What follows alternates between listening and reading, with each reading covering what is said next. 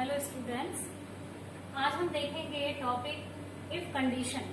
हालांकि ये अलग से कोई टॉपिक नहीं है 10th बोर्ड के सिलेबस में, लेकिन इसको कंडीशनल क्लोज कहते हैं। लेकिन एक सेंटेंस जो है वो पूछा जा सकता है, ऐसा नहीं है कि पूछा ही जाएगा, पूछा जा सकता है। और हम लोग एक ही सेंटेंस पूछा जाएगा, एक ही सेंटेंस पूछा जाएगा, ऐसा करके हम इस चीज को नेग्लेक्ट नहीं कर सकते। इफ कंडीशन का एक सेंटेंस पूछा जाता है टेंस के टॉपिक में या फिर मॉडल्स में भी पूछ लिया जा सकता है, तो आपको ये पढ़ना जरूरी है। इफ कंडीशन कुछ नहीं, इफ कंडीशन में देयर आर 3 कंडीशन। इफ की 3 कंडीशन होती है और इसको कंडीशनल क्लोज भी बोला जाता है। इसको कंडीशनल क्लोज भी बोला जाता है। अब कंडीशन क्लोज मतलब इफ मतलब यदि, इफ मीन्स यदि, और कंडीशन मतलब शर्त, शर्त वाले उपवाक्य बोला जाता है इनको। कंडीशनल क्लोज मतलब शर्त वाले उपवाक्य। 3 कंडीशंस होती है इफ की, there are 3 conditions of if. अब हम पढ़ेंगे पहली इफ कंडीशन की first condition, the first condition. First condition को अगर हम लोग नाम दें तो रियल कंडीशन या फिर कह सकते हैं कि पॉसिबल कंडीशन। यदि मैं ऐसा करता तो ऐसा हो गया होता, तो इसका मतलब कि कुछ संभावना है, कुछ पॉसिबिलिटी है उसके होने की। यदि ऐसा किया होता, यदि ऐसा करता तो ऐसा हो गया होता। तो यहाँ पर कुछ रियलिटी है, जो पॉसिबिलिटी है, इसीलिए इसको रियल और पॉसिबल कंडीशन कहा जा सकता है। इफ कंडीशन की it is first condition of if condition. अब यहाँ पर सबसे पहले आपको ध्यान रखना है स्ट्रक्चर, इसका स्ट्रक्चर ध्यान रखना है कि फर्स्ट कंडीशन का स्ट्रक्चर क्या है। स्ट्रक्चर अब यहाँ पर होगा इफ, कॉमा कर देते हैं, और इफ। अब यहाँ पर इसको आप लोग देखिएगा कि ये हो जाएगा इफ क्लोज। ये क्या हो जाएगा? If clause. और जो दूसरा क्लोज होगा we name it main clause, हम उसको नाम देते हैं मेन क्लोज। यानी कि इफ क्लोज, फिर उसके बाद में हो जाएगा मेन क्लोज। अब स्ट्रक्चर आपको जो याद रखना है, लर्न करना है। इफ यानी कि इफ क्लोज में इफ के साथ सब्जेक्ट और सब्जेक्ट के साथ यदि प्रेजेंट फॉर्म हो, यानी कि वर्ब की फर्स्ट फॉर्म हो।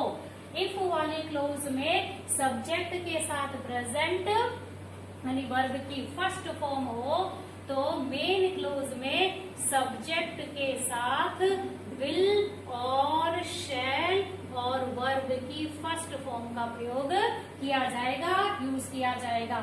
ये है फर्स्ट कंडीशन का स्ट्रक्चर। आपको केवल इस स्ट्रक्चर को दिमाग में रखना है, लर्न करके रखना है। If subject present form of the verb in main clause we use will और shall, then verb first form of the verb with subject. हमारा जो सब्जेक्ट होगा उसके साथ विल और शैल का प्रयोग करते हुए हमें वर्ब की फर्स्ट फॉर्म का प्रयोग करना होगा। अब let we see the example. हम एग्जाम्पल देखते हैं, इसका एग्जाम्पल देख के ये क्लियर हो जाएगा। बोर्ड परीक्षा में, बोर्ड एग्जामिनेशन में इस तरह से सेंटेंस पूछे जाते हैं। इफ क्लोज में ब्लैंक होगा तो मेन क्लोज आपको फिलअप होगा, और मेन क्लोज अगर फिलअप ब्लैंक है तो इफ क्लोज में आपको वो फिलअप होगा। तो इफ प्लस सब्जेक्ट यदि है तो इफ यू ब्लैंक ब्रैकेट में वर्ब है work. If you work hard, फिर you will get success. If you work hard you will get success. आपको एग्जाम में इस तरह से सेंटेंस पूछा जाएगा। अब आपको देखना है कि यहाँ पर आपको इफ क्लोज में ब्लैंक पूछा गया है और मेन क्लोज जो है वो यहाँ पर वर्ब की first form will then verb की फर्स्ट फॉर्म है। तो हमको ये आइडिया या हम पहचान लेते हैं, आइडेंटिफाई कर लेते हैं कि विल शैल वर्ब की first form, it means the first condition of if. तो ये इफ की फर्स्ट कंडीशन है। इफ क्लोज को फिलअप करना है तो इफ क्लोज में हमेशा सब्जेक्ट के साथ प्रेजेंट फॉर्म यूज की जाती है, इसीलिए यहाँ पर प्रेजेंट फॉर्म मतलब वर्ब की फर्स्ट फॉर्म, इसीलिए वर्ब की फर्स्ट फॉर्म क्या हो जाएगा, वर्क। तो इस तरह से सेंटेंस आएगा, आपको ये देखना है। अगर यहाँ पर आपको वर्क दे रखा है और वहां फिलअप कर रखा है, वहां आपको ब्लैंक दे रखा है, तो आपको देखना है कि यहाँ सब्जेक्ट के साथ वर्ब की फर्स्ट फॉर्म का यूज किया गया है। तो ये इफ कंडीशन शो होती है। इफ कंडीशन शो होती है तो यहाँ पर विल या सेल का प्रयोग करते हुए, सेल का प्रयोग केवल किसके साथ किया जाएगा, फर्स्ट पर्सन के साथ किया जाएगा। किसके साथ किया जाएगा, फर्स्ट पर्सन के साथ किया जाएगा, और बाकी सारे पर्सन्स के साथ आप लोग विल का प्रयोग करेंगे। हालांकि शैल का प्रयोग आजकल बहुत कम किया जाता है, लेकिन आपको शैल का प्रयोग फर्स्ट पर्सन के साथ करना पड़ेगा। तो यहाँ पर आपने देखा कि प्रेजेंट फॉर्म का यूज किया गया है, तो यू विल गेट सक्सेस। अगर मान लीजिए यहाँ पर ब्लैंक दिया होता तो ये फिलअप होता, तो आप लोग देख लीजिए यहाँ पर प्रेजेंट फॉर्म है, तो मतलब इफ कंडीशन है, तो इफ कंडीशन में भी यूज विल और shall and the first form of the verb. तो हम लोग यहाँ लिख देते हैं विल देन गेट वर्ब की फर्स्ट फॉर्म। ये है इफ कंडीशन। इफ कंडीशन की फर्स्ट कंडीशन। अब आपको सिर्फ ये स्ट्रक्चर देखना है कि इफ क्लोज में फर्स्ट कंडीशन में हम प्रेजेंट फॉर्म का यूज करेंगे और उसके बाद में हम लोग सब्जेक्ट के साथ विल या शैल का प्रयोग करते हुए वर्ब की फर्स्ट फॉर्म का यूज करेंगे। अब इसके बाद देखते हैं हम इफ की second condition.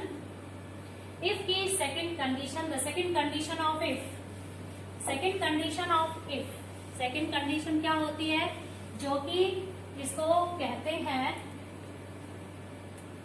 Unreal condition. Unreal condition,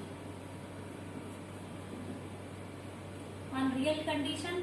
अब बात आती है इस नाम की अनरियल कंडीशन, या फिर हमको इसको इम्पॉसिबल कंडीशन कह सकते हैं या इम्प्रॉबेबल कंडीशन कह सकते हैं। और यही बात लागू होती है थर्ड कंडीशन पर कि ऐसा किया होता तो होता, लेकिन यहाँ कहीं पर ऐसा कुछ एक्सेप्शन सा है, अपवाद सा है कि ये अनरियल कंडीशन कैसे हो सकती है, लेकिन यहाँ पर भी रियलिटी शो नहीं होती, पॉसिबिलिटी शो नहीं होती, इसीलिए इसको अनरियल कंडीशन भी कहा जा सकता है। तो फर्स्टली सेकेंड कंडीशन का स्ट्रक्चर हम लोग देखेंगे, और ये स्ट्रक्चर आपको रिमेम्बर रखना है, याद रखना है।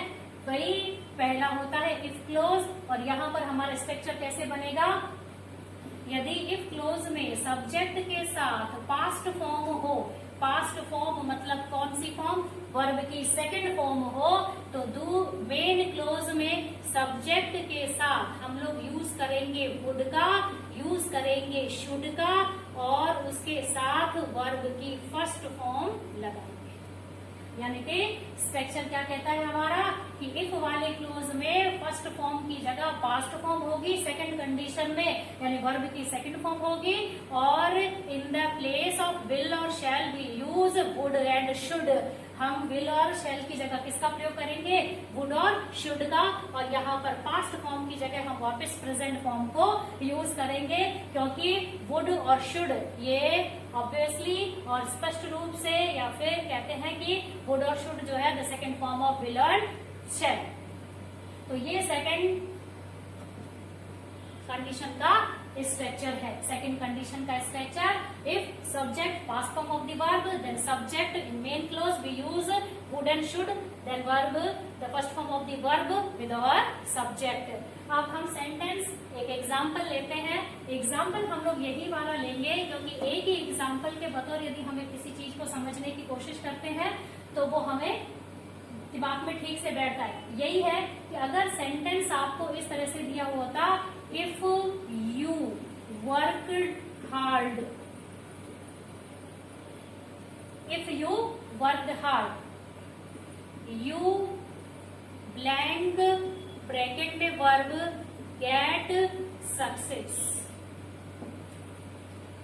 इफ यू वर्कड हार्ड, यदि तुमने कड़ी मेहनत या कठोर परिश्रम किया होता तो तुम सफलता प्राप्त करते। मतलब कि अब ऐसा नहीं है, इसीलिए देख लीजिए हम ये नहीं कह सकते कि ये अनरियल कंडीशन नहीं है। यहाँ पर थोड़ा सा निर्बाध है, लेकिन ये इसको अनरियल कंडीशन भी बोला जा सकता है, जो इट कांट पॉसिबल, जो कि संभव नहीं है। अब हम यहाँ देखते हैं कि यहाँ पर फर्स्ट फॉर्म की जगह कौन सी फॉर्म का यूज किया गया है, second form of the verb, second form का यूज किया गया है।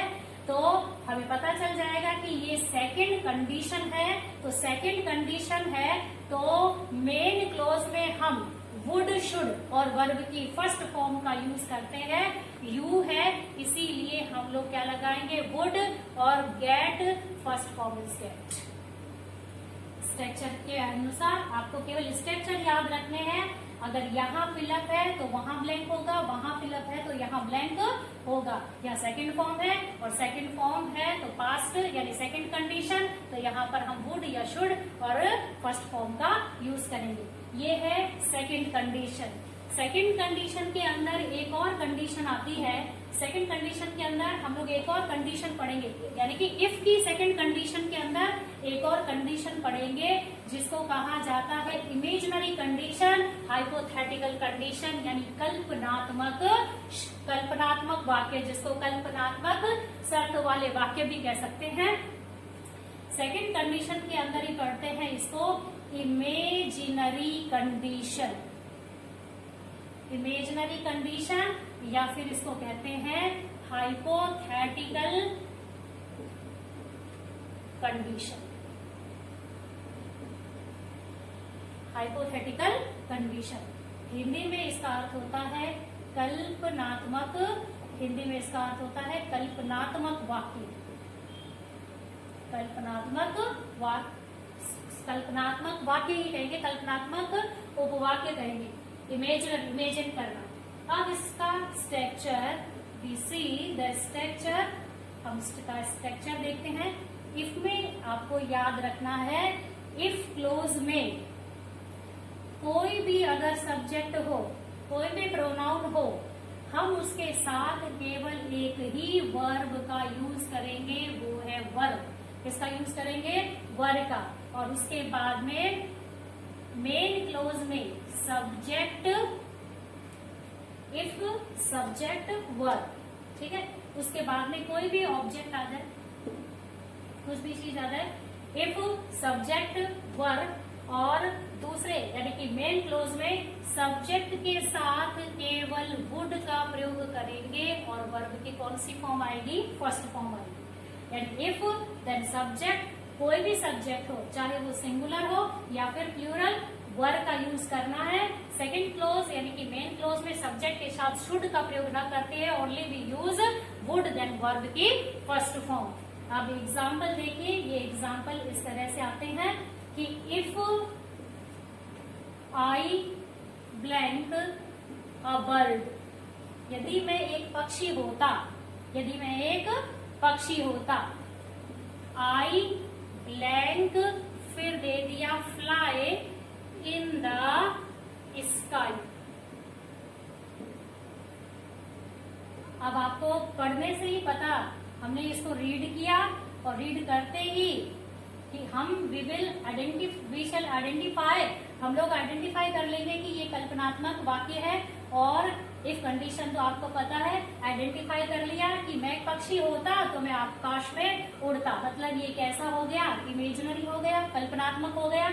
और कल्पनात्मक हो, यहाँ पर चाहे कोई भी सब्जेक्ट, मतलब हमारा कर्ता, हमारा सब्जेक्ट, हमारा प्रोनाउन कुछ भी हो, उसके साथ में हम लोग एक वर्ब का यूज करते हैं, वर्ब का वर्ब यूज करना है। और यहाँ पर हमें, यहाँ पर देखिए आई है, ये नहीं कि हम आई के साथ शुड का प्रयोग करेंगे, इमेजिनरी कंडीशन में आपको शुड का प्रयोग नहीं करना है, we do not use should as a helping verb. यहाँ पर केवल आप लोग क्या लगाएंगे, वुड, और वर्ब की फर्स्ट फॉर्म है तो fly is first form of the fly, fly पर वर्ब की फर्स्ट फॉर्म है, और ये हो गया वर्ब। तो इफ कंडीशन में, इफ की सेकंड कंडीशन में आपको ये चीज और ये बता देते हैं कि ये इंपॉर्टेंट भी है, इसको दिमाग में रखना है। आपको केवल स्ट्रक्चर को ध्यान में रखना है, स्ट्रक्चर को याद रखना है। और उसके बाद में द थर्ड कंडीशन हम देखते हैं, तीसरी कंडीशन, तीसरी कंडीशन, इफ कंडीशन की तीसरी condition, the third condition of if. If की थर्ड कंडीशन परफेक्ट टेंस पर ज्यादा दबाव डालती है, कहने का मतलब हम परफेक्ट टेंस को यूज करेंगे। कैसे करेंगे, if condition, third condition. Condition. Third condition, इसको इम्पॉसिबल कंडीशन भी कहा जाता है, यानी कि असंभव, जो कि अब संभव नहीं हो सकता। हम ये इसमें कोई दो राय नहीं कि second condition is also impossible and unprobable condition, unreal condition, and the third condition is impossible, unreal and improbable condition. असंभव चीज है। अब यहाँ पर हमको सिर्फ एक ही बात याद रखनी होती है हर कंडीशन में, स्ट्रक्चर की।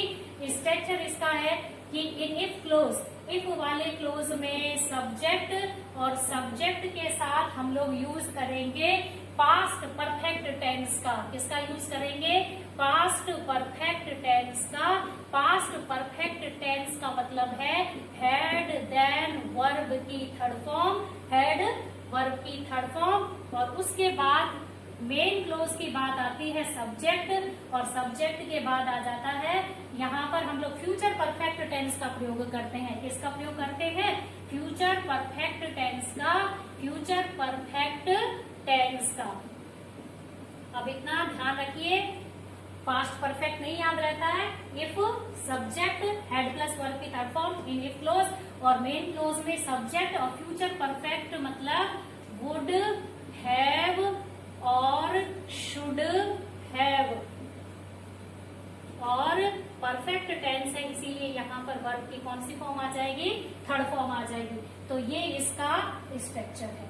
अब यहाँ पर सिंपली अगर हम लोग सिंपली देखें तो वर्ब की इफ क्लोज में, in if clause, if then subject और then had, then the third form of the verb in main clause with subject we use would have और should have, then the third form of the verb। ये mainly ये structure है इसका। यहाँ पर बताया गया कि पास्ट परफेक्ट टेंस मतलब आपको याद रखना है, पास्ट परफेक्ट मतलब हैड प्लस वर्ब की थर्ड फॉर्म, और यहाँ पर फ्यूचर परफेक्ट टेंस इसका मतलब क्या है कि यहाँ पर would have and should have then verb the third form of the verb। अब हम इसको समझते हैं उसी एग्जाम्पल से ताकि क्लियर हो जाए कि कैसे होगा। स्ट्रक्चर के अकॉर्डिंग, स्ट्रक्चर के अकॉर्डिंग क्या है, वही एग्जाम्पल लेते हैं। इफ यू ब्लैंक, वर्ब आपको दे रखी है वर्क हार्ड, यू यहां पर आपको दे दे वुड हैव गॉट सक्सेस। अब ब्लैंक दे दिया परीक्षा में ऐसे, और ये हो रखा है फिलअप। तो अब आपको क्या देखना है? सब्जेक्ट के साथ वुड है, हैव है, वुड हो, वुड हैव, शुड हैव, और ये वर्ब की कौन सी form? Third form. Third form you would have got success. अब ये हमको पता चल जाता है कि would have, should have, verb की थर्ड फॉर्म, इसका मतलब the third condition, it is the third condition. और थर्ड कंडीशन में इफ वाले क्लोज में सब्जेक्ट के साथ हम हमेशा use past perfect tense. Past perfect tense मतलब क्या हो जाएगा? हैड वर्ब की थर्ड फॉर्म, वर्ब का क्या हो जाएगा? वर्ब। तो ये इस तरह से फिलअप होगा। If you had work hard you would got success. तो ये these are the three conditions. अब ये टेंस में भी देखो पूछा जा सकता है। अब मॉडल जहां पर बात आती है वुड की, जहां बात आती है शुड की, ये मॉडल्स ऑक्सिलरीज भी कहलाती है। तो इनका क्वेश्चन मॉडल्स यानी इनका एक सेंटेंस हो सकता हो तो मॉडल्स टॉपिक में भी पूछा जा सकता है। इसीलिए ये थ्री कंडीशंस है। तो आपको स्ट्रक्चर्स याद रखने हैं, तीनों स्ट्रक्चर्स याद रखने हैं, और एग्जाम्पल्स आपको करके देखने हैं। और स्ट्रक्चर याद है, प्रेजेंट फॉर्म याद है, पास्ट फॉर्म याद है, और फ्यूचर फॉर्म या फ्यूचर परफेक्ट फॉर्म याद है। तो बस आपको देखना, एक जगह ब्लैंक होगा, दूसरा जगह आपको फिलअप होगा। आपको जो फिलअप है उसको आइडेंटिफाई, उसी के बेस पर आइडेंटिफाई करना है कि ये इसकी कौन सी कंडीशन है, और आपको वो ब्लैंक फिलअप करना है। आज का लेसन ये if condition, period if condition पर था। देन अगली क्लास में हम लोग नेक्स्ट टॉपिक पढ़ेंगे। Thank you.